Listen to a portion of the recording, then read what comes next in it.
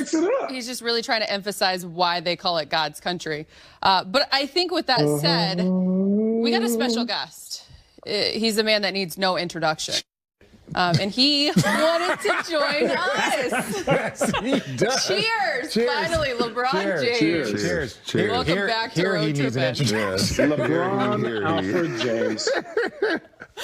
You called him what? That's his middle name, Alfred. Oh, here you go. Oh, here we go Alfred. with that. Well, it's good to see you. It's good to be seen. I mean, I haven't seen you like in the flesh since March. Yeah, it's been a while. It's been a while. It's been a while. What's been going on in your world? Anything happen? No, it's been pretty quiet in my world, to be honest. It's been pretty quiet. It's been a quiet few weeks, man. So I saw your ugly face in the bubble. Unfortunately, I saw you. Yeah. Unfortunately, you saw that. You were riding your bike around the square footage that we had. It was tough for me because I was only there for 40 days. How long were you guys there? 96 days, 95 nights. I would never forget it. Oh, You got it down. you haven't gotten to the hours and minutes? 96 days, 95 nights. I would never forget it, man. What was the experience? Okay, so now you guys had the best experience because you left with a championship. But what, like, overall, like, to see it pulled off, to see all the things that went on to get it done, and then to see all of some of the positive change and the positive messages that were going on in the bubble, how was the entire experience? So what side you want first? We got hours. Okay, so we go with the good first. Let's go with the good. Let's go with the good. Okay, so Adam Silver in the NBA, Michelle Roberts and that crew, they did a hell of a job of putting that thing together. And I mean, obviously we saw what was going on early on with baseball. We see now what's going on with football, no matter the pros or college, with with COVID and the pandemic. So for them to put that together and for it to be able to last the way it lasts, kudos to both sides. From a social injustice standpoint, us as the players to be able to use the NBA platform and us be able to go out there and speak about systemic racism, police brutality, voter suppression, everything that was going on, gave us an opportunity. I mean, obviously, we know you played for the franchise and we competed against them. Yeah. With the Warriors, they say strength is numbers. Yeah. Strength in numbers. We actually saw that in the bubble. The Milwaukee Bucks, they sat out a game, they boycotted a game because of something that happened in their backyard, what we all aware of, and we all stood in solidarity with Milwaukee Bucks. And if we had decided to leave at that very moment, our numbers and being as strong as we could have been would have been depleted. So as far as us being able to stick through that and be able to create some change while we were in there and speak about things that was going on in the communities and talk about things that was just affecting not only our personal lives, but our own communities and things of that nature, unbelievable. Basketball, unbelievable. I loved every part of the basketball. Besides not having fans, Laker Nation, I and the rest of the group, guys, we miss you guys so damn much. It's like, it was eerie. It's eerie. The first time, no kidding. The first time I got to watch a game, I think it was conference finals. And so I'm sitting there watching the guys run out, and they're like, ladies and gentlemen, the Los Angeles Lakers. And the guys were just joking. They were like, hey, running out. And it was like, no applause. Like, nothing. None. But you would never guess if you were watching it from home. You would never And that's what my mom and my wife were saying the whole time. She was like, for us, at home, it was a great experience. Yeah. And that's another kudos to the league. They did an unbelievable job of being able to showcase it to their fans. Yeah. But for the players, when you ran out there, nothing. And all you heard was sneakers and basketball, it was like the first AAU tournament you ever played growing up. But even then, the AAU tournaments were at least like, your mom and them was there. Come on, baby. Yeah, exactly. Yeah. At least you got that. It was literally nothing. Yeah. It was straight dead silence. Okay, so let me ask you this then, from that standpoint, because we even talked, we had a moment where there were moments you would like look up at the crowd mid-game, emotional, and act as if they were there, right? So you were huge, the one of the biggest leaders in making sure that bubble, the restart, happened. Yeah. So when you experience all of that for the first time, were you disappointed? Were you mad? Were you like, oh my God, this is what it's going to be about? Like, how were you able to process all that? Well, I mean, it's almost the same feeling as when you first time you go to a haunted house. You get excited with your friends are telling you how great it is, and you get juiced up. You really don't realize how scary that shit is until you get inside of that haunted house. Yeah. And that's what I compare to the bubble. We were all excited to get back. We were excited to be playing basketball again. I mean, we stopped playing in March. So we were all excited. But you don't really know what you're getting yourself into until you get inside the bubble and they tell you that right there, you cannot go outside that gate.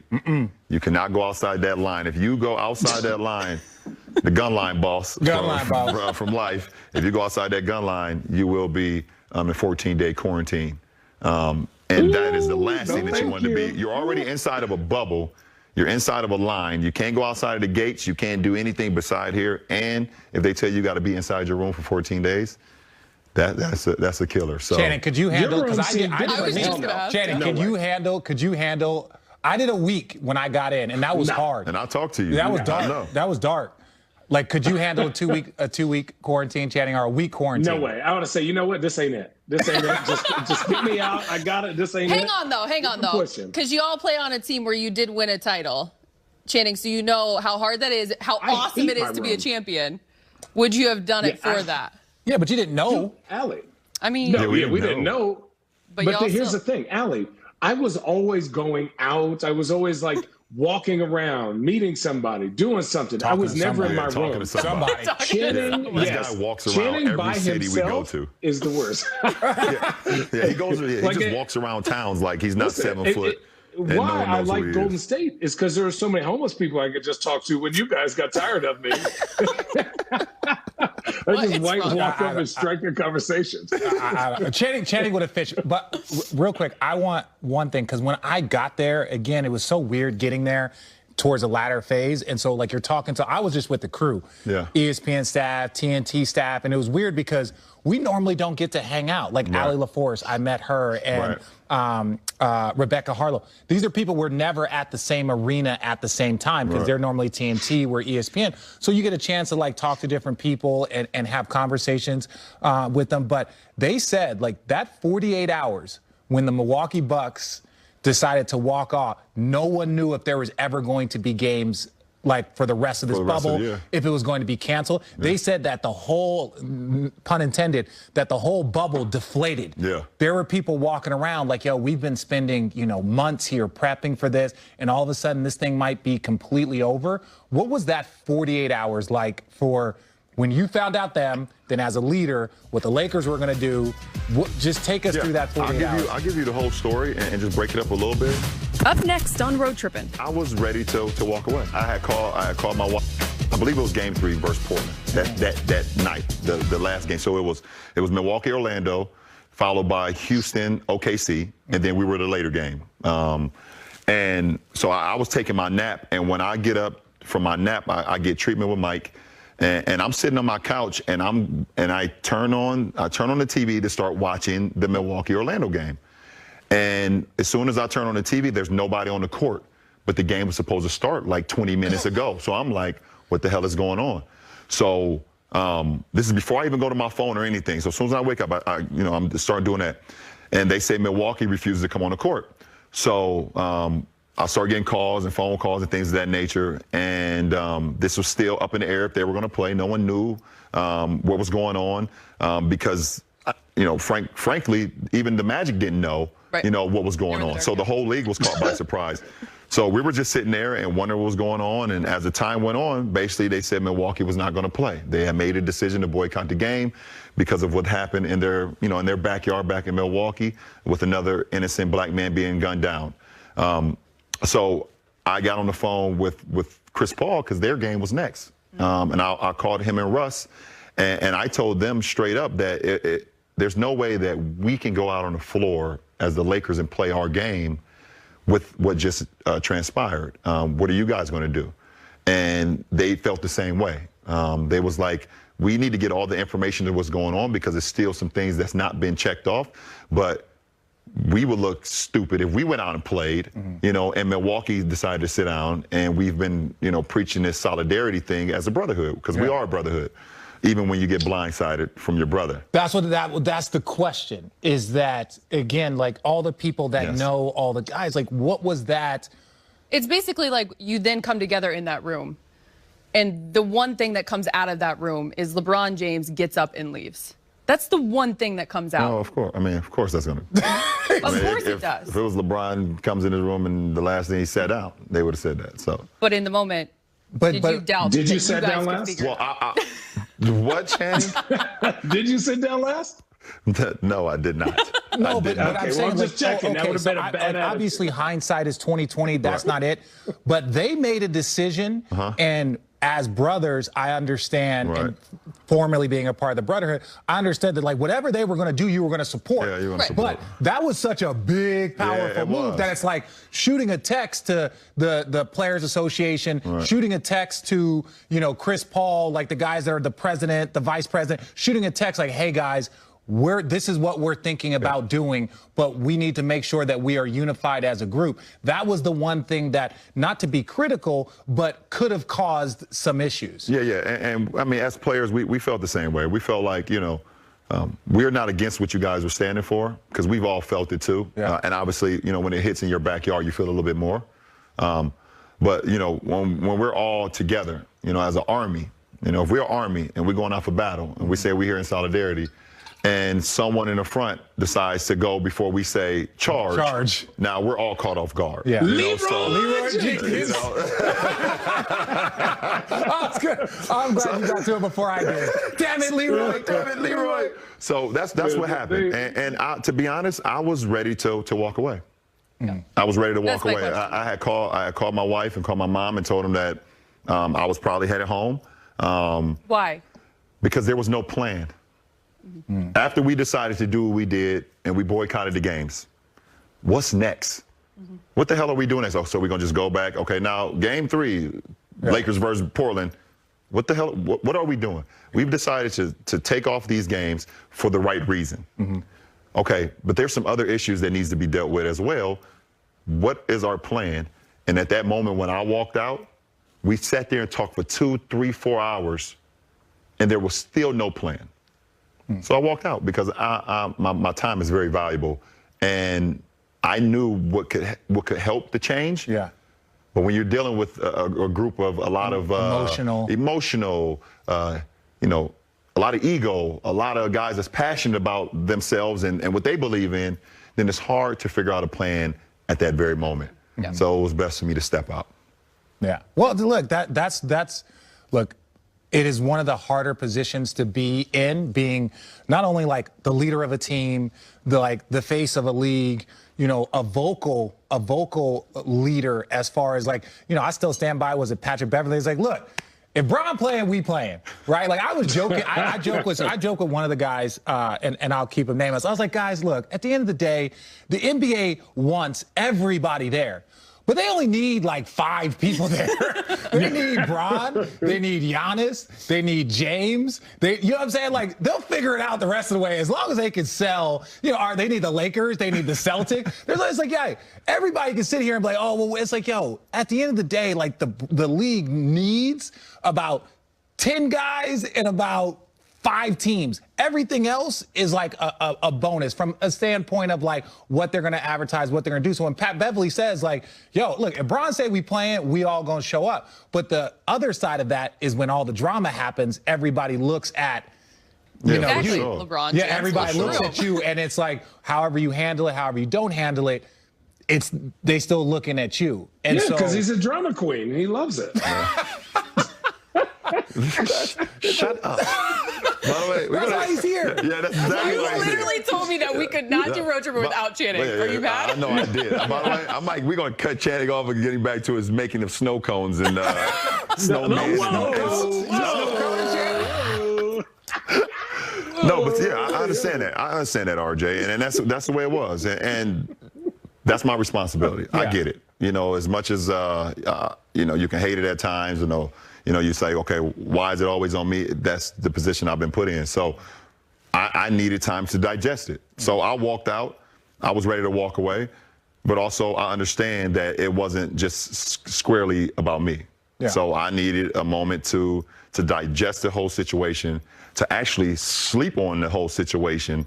And I was able to do that and wake up the next day and had a plan of what I thought could work for us going forward. The media people did not. And I think, and again, to the Milwaukee Bucks credit, Chris Paul, Michelle Roberts, the entire NBA, even the owners, everyone came together and was like, hey, like, how can we, and I believe Barack Obama was involved, and like, hey, what should we ask for? If we're going to stay here in the face of all of this, what should we ask for? Like, what can we do to help continue to help change? Yeah. And, you know, again, that more than an athlete into more than to a vote, more than a vote, into, you know, the polling places and all, like, so it's something positive did come from a negative situation. But you guys were trying to plan in 36 hours, 48 hours. And figure out how we're going to get back on the floor, too. So it was like, you want to see all this change, but I felt like those conversations and that change needed to happen before we step back on the floor. Yeah. You know, and we had, I don't know if you guys heard, but we had a conversation where a lot of the 2 or 3 out of, you know, the guys from each respective team, the coaches, and we had a huge Zoom call with the owners, all 30 owners. Yeah. And, you know, to talk about some of the changes or some of the things that we can do to help create change while we are still playing the game. Because a lot of people was saying like, okay, well, you know, once you guys get to playing basketball, then you guys are going to forget about us. And I didn't want that to happen. I didn't want that. Well, the narrative is going to happen. People are going to say you're going to do this, but I actually wanted to see real change. And a lot of the things that we talked about is some of the things that I mentioned earlier was the voter suppression and having places to have polling sites, you know, like you just mentioned. Right. You know, we got 30 NBA franchises with arenas. Yeah. We needed to have, if not all 30, as close to 30 as possible where people can go and vote. Because we've seen what happened in Georgia. We've seen what happened right outside Atlanta where people couldn't go vote. They were telling them that they shouldn't, they need to go somewhere else, and people waiting 3 and 4 hours standing in line to vote. And we knew how important the November election was. We also seen the things that was happening in the community with police brutality, and we wanted to be able to put in an initiative or something that can hold our police people accountable, just like everybody else. It's not just the police, though. It's everybody. Yeah. Any one of us in this world or in America where we live in, if you do something that harms other people, you're held accountable. Yeah. And we felt like at that point in time, the police were not being held accountable. Yeah. So those are some of the things that we talked about. And then being able to start up just more initiatives to be able to give our communities a safe way to be able to continue to learn. Because in the Black community, we always talk about we want to see change, but we never go out and do it. And the reason we never go out and do it because we've been so jaded and been so scared because everyone is saying that our word or what we believe in doesn't matter. So over the course of time, that's why if you had, like my mom, who's 52 years old, this is the first year she ever voted. Wow. First year she ever voted because she never believed that her vote mattered. Yeah. She never believed it. Not only did it matter, she was like, they don't give about us here in our community. Why should I go out and help create? Biggest power moves and opportunities with more than a vote. Did you know at the time that your mother had never voted? I did not. No. There's some things, Allie, that your parents will not tell you. Like, baby, you're doing a good job in all that voting. Baby, you're doing such a good job. There's some things that when you get older, you'll find out about your parents, your mom or your dad, and you know, some of you guys who have siblings that you was like, I did not know that about you. Yeah. Until they tell you, until they're ready to tell you. And so what's the word then for you, one, to see the impact and what it's going to continue to do for years to come with more than a vote, and especially factoring that in? Well, one thing I want people to understand with more than a vote, it's not a political stance. We did not go out and set out and say, okay, this is who you should vote for. Yeah. We just educated the people, put the people in place in communities to be able to let them know this is your right. Yeah. And we had a lot of people that went through the judicial system and went through, you know, the jail system, and they believe because they had prior convictions or convictions and things of that nature that they were not even allowed to vote, which is untrue in a lot of states. Snoop Dogg was a good friend of mine now. He was one of those guys that didn't know that did not know he had the ability to vote because of prior conviction, and this was his first year voting as well. And we just wanted to engage into our communities, you know, especially some of the big communities, Detroit, Michigan, and Atlanta, Georgia, and Philadelphia, Pennsylvania. A lot of these communities, Miami, Florida, that just hold a lot of power But the minorities, they don't go out and vote because they don't believe that it matters. That it matters. And like I said, we hear the word change. Okay, so this is how you create change. So we're going to give you the education behind it. We're going to give the power. We're going to put the people in place to help you understand your power. Channing, did you vote? Yeah, I did actually. Mail-in vote, buddy. Thank you, Portland. Shockingly, low-key, this is the first time I voted I thought I was registered, but I was registered in Phoenix, and I had to re-register in Oregon. And it was actually really, really, really easy. I was shocked. And I just mailed it in, and I made sure to follow it and made sure it got tallied correctly. So, I voted. No, it's funny. It's funny you say that, Channing. Sorry to cut you off, Allie, but a lot of people don't understand how easy it is. They're very intimidating by the word vote. They don't know how it's so easy. You get your pamphlet, and you can literally do your research on the candidates that's in your because it's not just about the president. Yeah, senator. Right. Yeah. And a lot of it matters within your local. Because the local people, that's your local judge or your local city councilman, sheriff. Yeah, sheriff. They're the ones who are creating the change or not the change that you would like. Yeah. So being able to vote on that right person, man or female, is very important too. So being able to do your research on that. And you can also register to vote in a state that you live in, even though you don't have a license there. I still have an Ohio license, and I still could register in California, which I had no idea.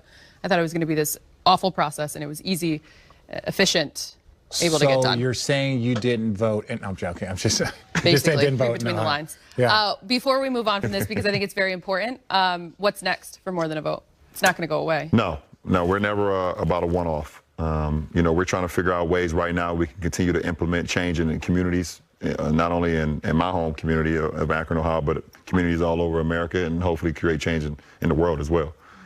So we're looking for opportunities.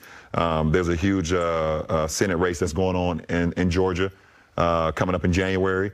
We're tackling that.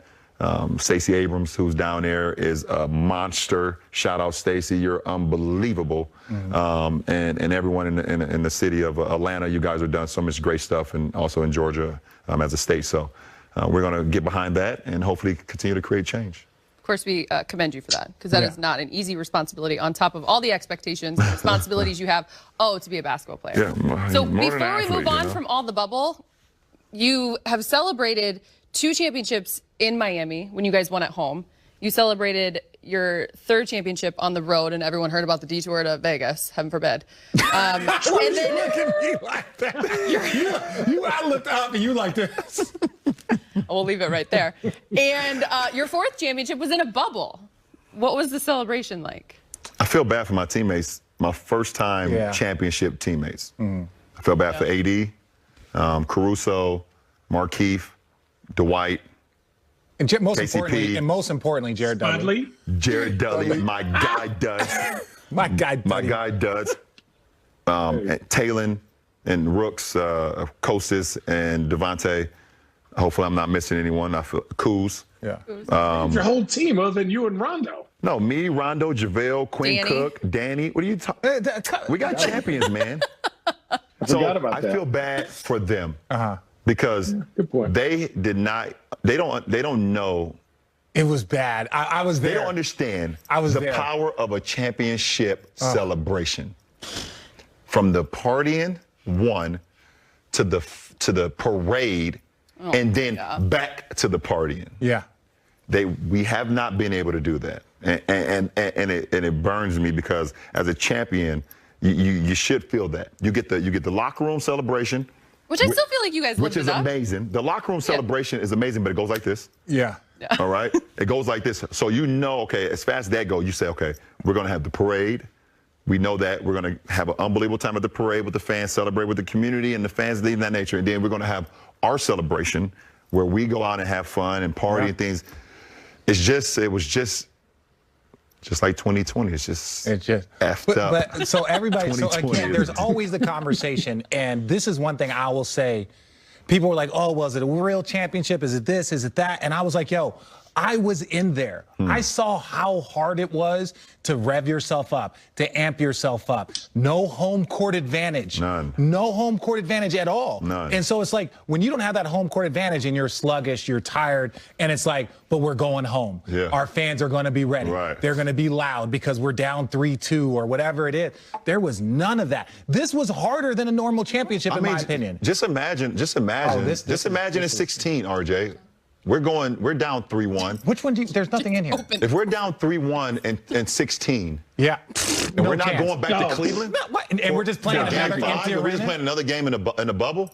Golden State may beat us by 100. Yeah, the greatest game I've ever been a part of is Game 6 in Cleveland. Because it was like the minute we stepped on the floor, we knew that there was no chance we were going to lose that game. Right. Right. Like now, we didn't know what was going to happen in Game 7. Yeah, 3-2. I mean, 3-2. It was 3-2 in Cleveland. Oh God. And Channing's still having PTSD. Yeah, he is. He said, please don't take me back to this. Please don't talk about it. Yeah. No, he's complaining because he doesn't think Richard can open a wine bottle. Oh, I'm not. Yeah. Oh, God. I mean, poor Bob. Oh, look. Come on now. You don't have to have your own wine to be able to open a wine bottle. You hear that, Channing? Oh, Yeah, that, but Channing? Richard doesn't even drink wine. Speaking of, I should we drink it just socially. He drinks it socially, and it's a nice Whispering Angel rosé too. Yeah, It's nice. I drink it Well, at socially. this point, Whispering remember that Angel, time what's in up? Cleveland when you had to Whispering compete? Angel, What's up, what? Whispering Angel? Whispering Angel should be like, "What's up?" Just give us some. Well, I think it's a very strong possibility they will after this. Ooh. You think? Yeah, I believe Thank you. so. Hey, what's up? Up next on Road Trippin'. I moved to Cabo in the off season for a couple weeks out of the year. I was drinking tequila. Yeah, wrong one.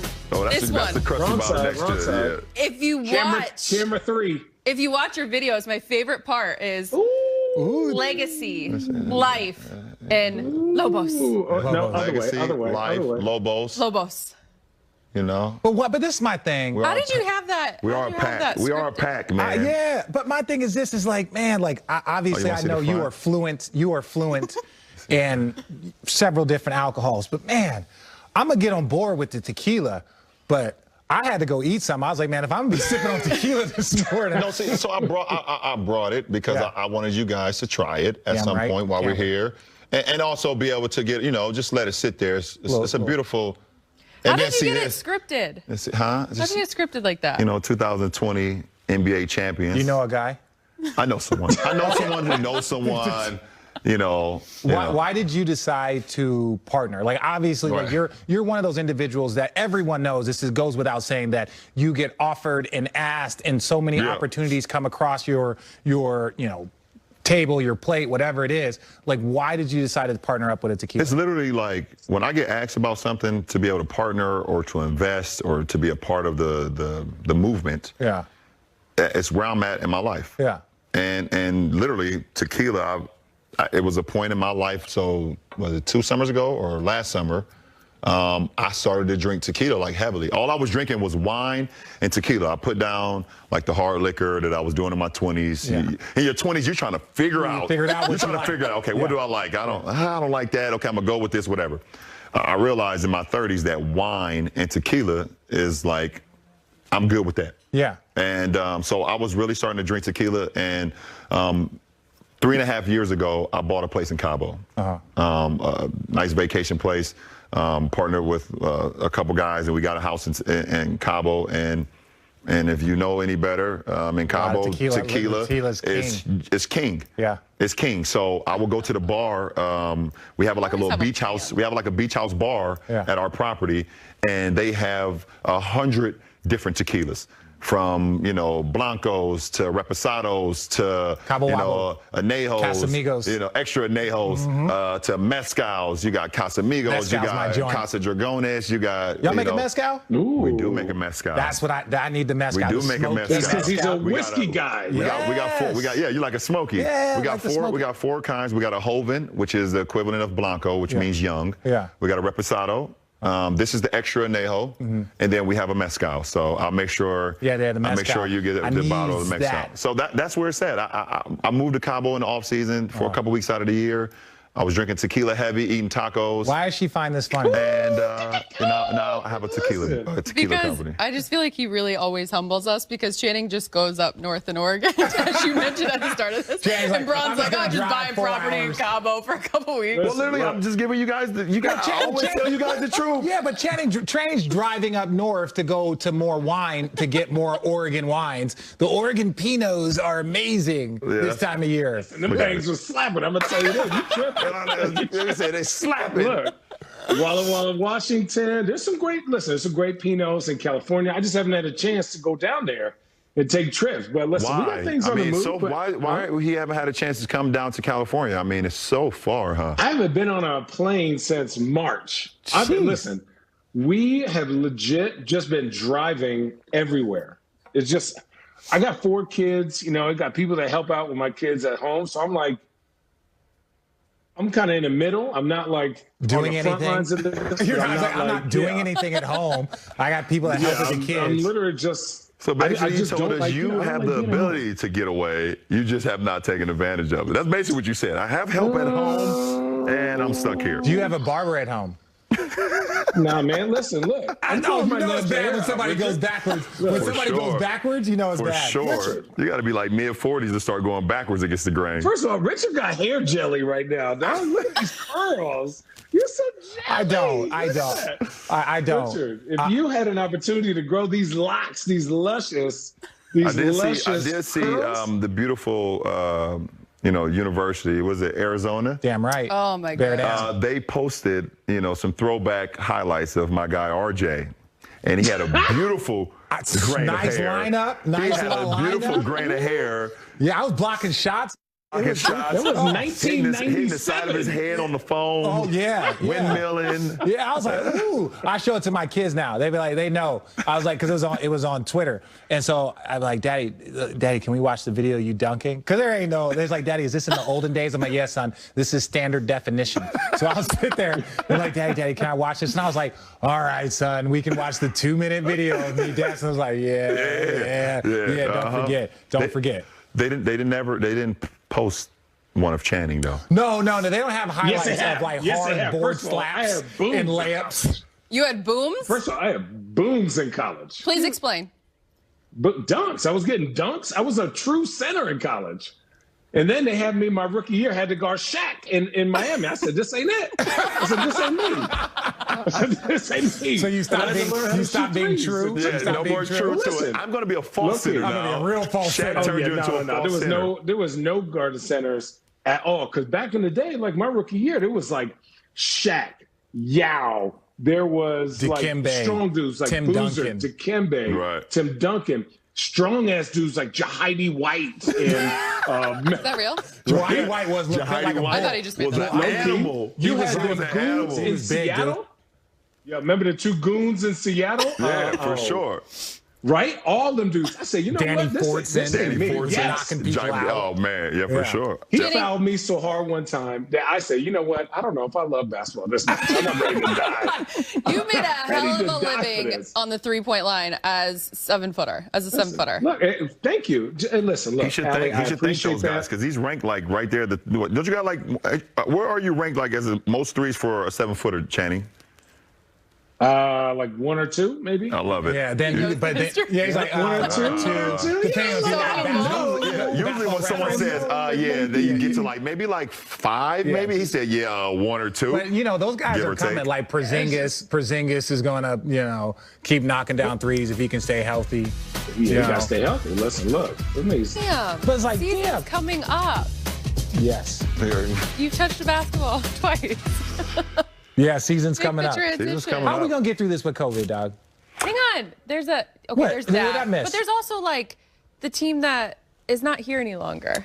You have your guys that like just recently in the last like You didn't even get a summer to rage with them. I know, right? So I got to give a shout out to Danny Green, Rajon Rondo, Dwight Howard, JaVale McGee, Quinn Cook.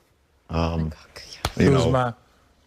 Shut up. edit. Kuz, I'm kidding. Shut up. I'm kidding. God, come on. Kuz just put out an ad yesterday too. He did. He put out a good ad. No, Kuz. You can't say that. Kuz tweeted. Kuz is sick of it.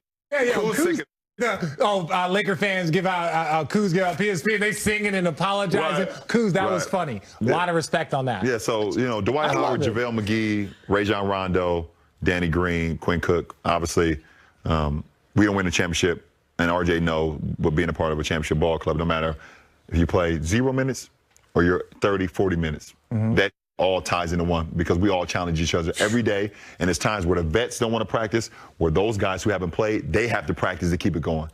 I wish Rajon well in Atlanta, Dwight and Danny in Philly, JaVale back in Cleveland. Yeah, dope. And Quinn, I mean, he's a pro. He's gonna find a. He's definitely gonna get a He's spot. definitely gonna get a look. Hopefully back with us. We still have 2 roster spots. Hopefully we may bring him back. So, so kudos to those guys. Much respect. Love those guys. When you win a championship with a group, it goes on forever. You could talk about it for the rest of your life. And then I move on. To dealing Unfortunately, with but COVID. fortunately, Yeah. to my new teammates.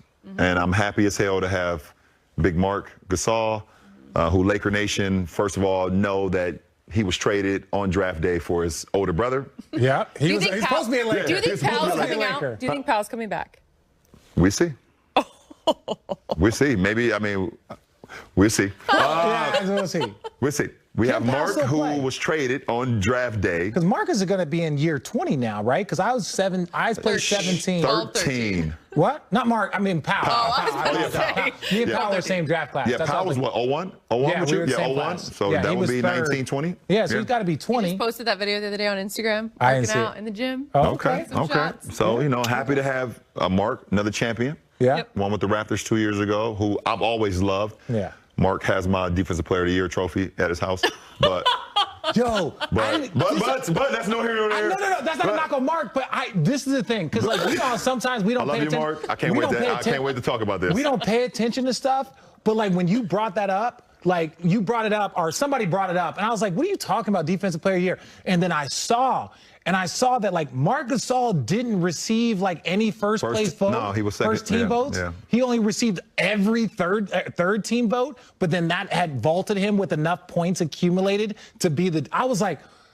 Yeah. I was confused. Not that, because this was weird. It's not that Memphis wasn't a great defensive team. What? The They great was a grind. monster. They were a monster, but it was like Tony Allen, Zach, him, like Conley. They were loaded, but it was like he got all the credit. And so, like, I didn't know. And I'm glad you brought that up. But continue. But I'm extremely excited to have Mark, nevertheless. Wesley Matthews, who I've loved to compete Great against. guy. And his father is a former Laker as well. Oh, that's dope. So we got two guys. Congrats. We got two guys who have family Laker ties. Yeah. And then we get Trez. How Trez it? Now we got Trez. How Trez ended up here with the Lakers? We knocked So Trez basically, was the next Bron door. isn't playing till February. First of all, Trez was the next door neighbor. We knocked on his door and said, do you like Yeah, he what's said he going felt on like the right here? Clippers didn't like what was going on. How did Trez We knocked end on up his with the door Lakers? and we landed Trez. I mean, That was honestly like the moment of free agency where everyone was like, what? Yeah. Yeah, including some of his teammates. That they actually put that on social media. It's not like I'm making it up. It's, what? We got Trez, who 6th Man of the Year award winner, who's going to help our bench, which we struggle with this past year with our bench, and keeping that up. And then You've got the runner-up. And then we got the runner-up 6th Man of the Year award, and Dennis Schroeder. So that was a pickup. Who I call his nickname. I don't know if he like it or not. We have not had the conversation, but he's Dennis the Menace. Dennis the Menace. Because I love what nickname. he brings to the game. Great movie. His tenacity. He's a dog. You gotta let him go. He gets under the skin. He's a Richard Jefferson, Draymond Green type guy where if he's your teammate, you love the out of him. If he's not, you can't stand him. That's not funny, Sonia. And by the way, Stop and Sonia, she understands exactly what I'm saying. If he's your friend, you love him. If not, you're like, oh my God, get this jerk away from me. I love Dennis Schroeder and what they're going to bring to our team. And Can you all repeat? we can. I mean, it's that simple. I mean, we absolutely can. Like RJ said with the Nets, first of all, it all starts with health. Yeah. You have to have some luck. You have to have health. If we can stay healthy, but we did get younger. We got the 27-year-old point guard. We got the 27-year-old 6th Man of the Year award in Trez. We got younger. With Mark. We got Mark, who's a Defensive Player of the Year, and his IQ not only playing against him in the NBA, but also playing against him versus Spain national team. 5. You told us we had 90 minutes. We've gone to 10. Yeah, but I mean, what you But got? we had a potty break. We got the bubble. We got this upcoming season. We got upcoming season. How are we going to be able to do this? And I don't mean this in a negative sense. I want to So talk we got four Christmas games. We can see that it's progressively getting Preseason worse. game 1 in 13 days. What? Is it really? In Yes. 13 days, and LeBron James has touched a basketball twice. Yeah, I think he's going to be okay. It's going to be 3 times that I touch this this ring right here. I'm going to touch that one. Preseason, I'm not quite worried about. I am rounding 36. James Worthy is going to be really mad if he comes into this studio and has to talk about basketball without you. Listen, big game, James. I love you. Hopefully see you in the studio. We're going to have a stogie together. We still need to have a championship stogie together for sure. Toast to this tequila. That's nor here nor there. We say that for the side. But don't worry about me in the preseason. Nah, it's not. I'm not worried about you in basketball. I want to know, as an individual that pays attention to this stuff. Yeah. Like, how is it? Like, we watch now. It's like you see all these college football games getting canceled, postponed, and college basketball is like, we're ready to start. Right. It's like, no, you're not. Right. You're not. No one's starting. College basketball has done what they needed to do. They just went, literally, they would send teams to an area for 10 days and they'd get 3 straight games in. Yeah. So that they could, like, limit the travel time. That's actually they're smart. doing It what is they smart. can. It is smart, and it's very smart. So I'm very intrigued on seeing what's the protocol is going to be. There's been discussions, there's been talks. They wanted to make sure that we can get the season going. Obviously for a lot of different reasons. Money. The biggest reason.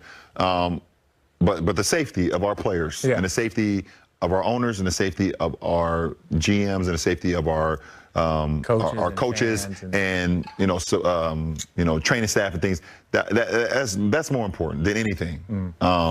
It's 111. I always catch that. 11-11 and 111. It's tattooed on my hand. Yeah, okay. Yeah, it's weird. Weirdo. But You saw the stop sign? Yes, I got the stop sign. yeah, yes. I'm still not stopping to drink. But so I'm very intrigued on seeing how they deal with this, because we all know that COVID is still very active. It's actually, and they actually told us that in the winter it's going to be more active than any time, and that's what we're in right now. Yeah. You know, either if you're seeing snow or not, this is the winter time, and it's picking up steam. So. I just want to see. I want to see how we tackle this. Well, the schedule is supposed to come out. And you see the NBA, they But know. it comes out in parts. Yeah, they say it's coming out in part 1, part 2 stuff, and they were saying like teams are going to come and they're going to play like not all, but like the California team. Right. They're going to play the LA teams, or you're going to go to Texas and you're going to play all 3 teams. Or you go to in the East Texas. Coast and you play Brooklyn, Your division, Philly. you're going to see your division a lot, and it is not an easy one now. Yeah, our division is tough. Now, CP is now in our division. Yeah. Yes. Phoenix is going to be. Yeah, they are. I mean, my guy, James Jones, has done a hell of a job over there. Shout out.